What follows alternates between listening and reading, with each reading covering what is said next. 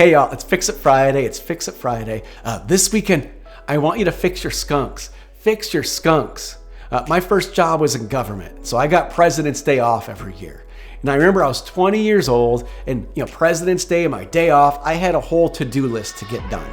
We were selling our first house, and so I had to get a whole bunch of things done to prepare for it. The first thing I needed to do was tear down a shed. The buyers stipulated before they would take possession, the shed had to be gone. So I go out at 8 in the morning and I start knocking down this old shed.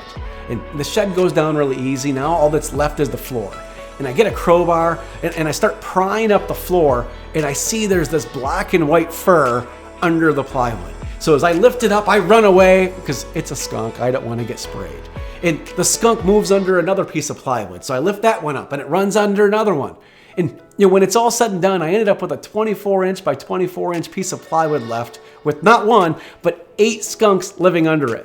So then I go get a pole, and then another pole, and a rake, and I tape them all together. So I've got this really, really long contraption where I try to prod them out from under the plywood because I don't want to get sprayed, and I got to get rid of this shed.